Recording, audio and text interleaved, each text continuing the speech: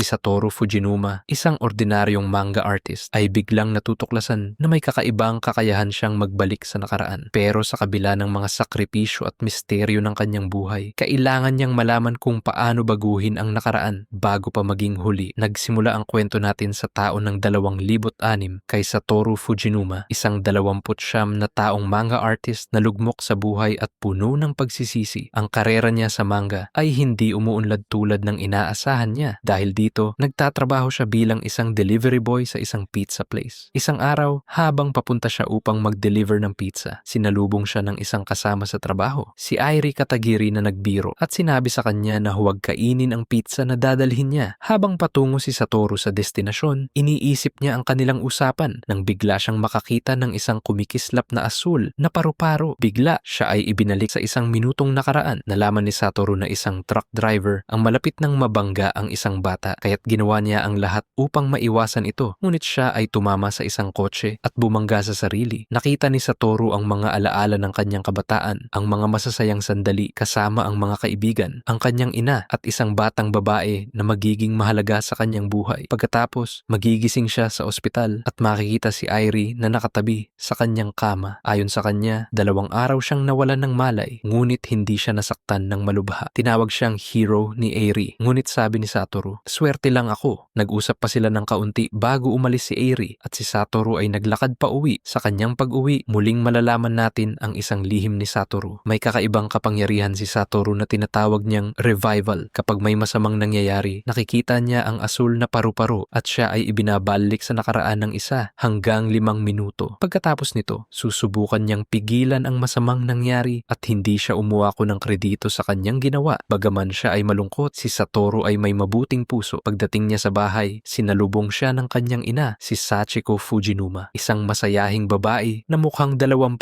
taon na mas bata kaysa sa kanyang edad. Nandyan siya upang alagaan ang kanyang anak na si Satoru. Binanggit ni Sachiko na maghihintay siya sa bahay ng ilang araw. Bagamat hindi ito ikinatuwa ni Satoru, hindi na rin siya tumutol. Kinagabihan, habang nanonood ng balita si Sachiko, tinanong siya ni Sachiko kung naaalala niya ang isang insidente noong siya'y nasa 5th grado. Napaisip si Satoru at naalala niya na 2 kaklase ang nakidnap at pinatay. Si Jun Shiratori, isang batang lalaking tinawag nilang Yuki, ay malapit kay Satoru at sa ibang bata sa paaralan. Ngunit siya ay nahatulan at nakidnap para sa mga pagpatay na pinag-uusapan ni Sachiko. Kinabukasan, naglakad si Satoru at ang kanyang ina sa isang tindahan nang makita niyang muli ang asul na paru-paro. Pagbabalik na naman siya sa nakaraan at nagsimula siyang maghanap ng kung ano ang kakaiba. Hiniling ni Satoru kay Sachiko na tumingin din sa paligid at nakita nila ang isang lalaking naglalakad kasama ang isang bata patungo sa isang van. Bigla na lang tumakbo ang lalaki at iniwan ang bata sa van. Pagkatapos nilang makita ito, nagsama sila ni Airi at magkasama silang kumain. Ngunit bago pa sila makauwi, nakita nila ang lalaking nasa van na sinusundan sila mula sa malayo. Pag-uwi ni Satoru, nalaman ni Airi na siya ay isang manga artist at nagsimula itong maghanap tungkol sa kanya, kaya't medyo naging uncomfortable si Satoru. Ang kanyang ina naman, gaya ng lahat ng ina, ay nag-start na maghanap ng magandang pagkakataon para kay Satoru at si Airi, ang tinitingnan niyang magiging asawa ni Satoru. Pagkatapos ng hapunan, isinama ni Satoru si Airi sa istasyon at nagbalik siya sa bahay. Si Sachiko, na masaya, ay nagbiro na ang isang kidnapping na nangyari ay na-foiled. Pagkatapos ay sinabi niyang biro lang iyon. Kinabukasan, nagsaliksik si Satoru at naalala ang mga nangyari. Si Kayuha Hinazuki, isang batang babae na naging biktima ng kidnapping at pagpatay. Si Kayuha ay palaging nag-iisa sa parke at laging may guilt si Satoru dahil hindi niya sinamahan si Kayo sa gabing iyon. Iniisip ni Satoru na baka kung nakasama niya siya, sana ay naiwasan ang masamang nangyari. Samantalang si Sachiko, na nagpatuloy sa pagsisiyasat, nakilala ang suspect at natuklasan niyang hindi si Yuki ang pumatay. Dahil dito, nagdesisyon siyang tumawag sa isang tao upang magbigay ng impormasyon. Pag-uwi ni Sachiko, nagpasya siyang ibahagi ang kanyang nalaman kay Satoru. Ngunit bago siya makapagsalita, may pumasok na hindi inaasahang tao sa bahay. Pinatay siya ng hindi kilalang tao. Habang naglalakad pa uwi si Satoru mula sa kanyang trabaho, napansin niya ang isang lalaking nakasuot ng suit at napansin niyang bukas ang pintuan ng kanyang bahay. Pumasok siya upang hanapin ang ina, ngunit natagpuan niyang patay si Sachiko. Puno ng takot at kalungkutan, tinawag siya ng mga kapitbahay at iniisip ng mga pulis na siya ang pumatay sa kanyang ina. Matapos ang lahat ng ito, nagtatakbo si Satoru palayo sa mga pulis at nakakita ulit ng asul na paru-paro. Nang magbukas ang kanyang mga mata, nahanap niya ang sarili sa lugar na pamilyar, ngunit hindi niya agad matukoy. Nakita niyang isang batang lalaki na may backpack ang nagsabi sa kanya na magmadali siya. Pagliko ni Satoru, nakita niya ang kanyang lumang paaralan. Ibig sabihin, ipinadala siya pabalik sa 1988.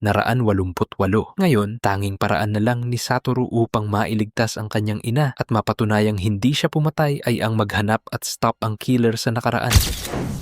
Nagsimula ang episode 2 at pumasok si Satoru sa klase. Hindi pa rin siya makapaniwala sa mga nangyayari. Dumating ang kanilang guro, si Gaku Yashiro, at inutusan siya na umupo. Naupo siya, ngunit napansin niyang nakaupo siya sa upuan ni Kayo na huli sa klase at mukhang madalas itong mahuli. Pagkatapos ng klase, nag-aalala si Satoru para sa kanyang ina, kaya't sinabi niya kay Kenya Kobayashi, ang matagal niyang kaibigan, na may sakit siya at tumakbo pa uwi. Pag-uwi ni Satoru, nakita niyang wala sa bahay si Sachiko, kaya humiga na lang siya sa sahig at natulog. Pagkagising niya, nakita niyang nakangiti si Sachiko at tinanong siya kung anong gusto niyang kainin para sa dinner. Nang magsimula silang kumain, napansin ni Satoru na ang simpleng pagkain kasama ang kanyang ina ay isa sa mga pinakamagandang bagay sa buhay niya at hindi niya ito na-appreciate noon. Kaya't nagdesisyon siyang hindi napalampasin ang mga ganitong sandali. Kinabukasan, napansin ni Satoru si Kayo Hinazuki at nalaman niyang ang pag-save sa kanya ay konektado sa pag-save ng kanyang ina. Kaya't ginugol ni Satoru ang buong araw na ito sa pag-obserba kay Kayo na naging dahilan ng pagkakaisip ng kanyang mga kaibigan na may crush siya dito. Ang kanyang kaibigan na si Kazu, ang matabang isa, ay nag-alok na ayusin ang pag-uusap nila ni Kayo pagkatapos ng klase at ginawa nga niya. Pagkatapos ng klase, nagkita sila ni Kayo at tinanong siya ni Kayo kung tanga ba siya. Sinabi ni Satoru na gusto niyang maging kaibigan siya, lalo na't pareho silang pauwi, at sumagot si Kayo na naiintindihan niya kung bakit gusto niyang maging kaibigan siya. Pero sinabi niyang tulad lang kita, fake. Nag-freeze si Satoru. Ano ang ibig sabihin ni Kayo doon? Tinuloy ni Kayo ang usapan. Tinanong siya kung papatayin ba niya ang isang tao para sa kanya bago niya ito pinansin at naglakad pa uwi. Pagkatapos niyang umalis, nakita ni Satoru ang mga pasa sa mga binti ni Kayo. Kinabukasan, natuwa ang mga kaibigan ni Satoru na nagkausap sila ni Kayo. Ngunit si Kenya, bilang kaibigan, pinatigil sila at pinakalma ang lahat na mabuti na rin dahil mas seryoso na si Satoru sa kanyang iniisip. Pagkatapos ng klase, nagpaalam si Satoru sa kanyang mga kaibigan at tinutulungan niya si Kenya. Nagpasalamat siya kay Kenya para sa pagtulong sa pagpapakalma ng kanyang mga kaibigan. Naiintindihan ni Kenya ang sitwasyon. Sinabi niyang mas mahalaga ang makipag-usap kay Kayo at ipinaalala sa kanya na may mga kaibigan siya na handang sumuporta. Bago umalis, sinabi ni Kenya kay Satoru na tignan ang student anthology. Naisip ni Satoru na tinutukoy ni Kenya si Kayo, kaya't binuksan niya ito at nakita ang kwento ni Kayo. Tinawag itong The Town with Only Me Erased at labis itong nakakabagabag. Ipinakita ni Kayo na gusto niyang mawala sa bayan at magtago sa isang isla kung saan wala ni isa mang tao na manghihimasok at magpapahirap sa kanya. Napagtanto ni Satoru na ito'y isang cry for help, kaya't nagdesisyon si Satoru na mag-imbita ng 5 tao para sa kanyang kaarawan. Sumang-ayon si Sachiko. Kinabukasan pagkatapos ng klase, nakita ni Satoru si Osamu, isang geek na may salamin, at sinabi nitong sundan siya. Hinanap ni Satoru si Kayo at nag-usap sila muli. Dito, nagpatuloy si Kayo sa pagpapaliwanag kung bakit tinawag niyang fake si Satoru. Sinabi niyang nag-a-acting siya upang magustuhan siya ng iba. Nagkaroon sila ng konting heart-to-heart tungkol sa pagiging fake. Pagkatapos nito, inabot ni Satoru ang imbitasyon sa kaarawan niyang gaganapin sa Marso 2. Matapos magdalawang isip, tinanggap ito ni Kayo at hinawakan ang kamay ni Satoru na nagpasaya sa kanya. Nahiya si Satoru at nagdesisyon na hindi na magsinungaling kay Kayo, na nagpaiyak kay Kayo at tumakbo palayo. Sa kabila ng lahat, nakapagkaibigan na si Satoru kay Kayo. Isa na namang hakbang para sa kanyang misyon na iligtas si Kayo at si Sachiko. Step 1, complete. Like and subscribe if gusto nyong ituloy ang kwentong Erased.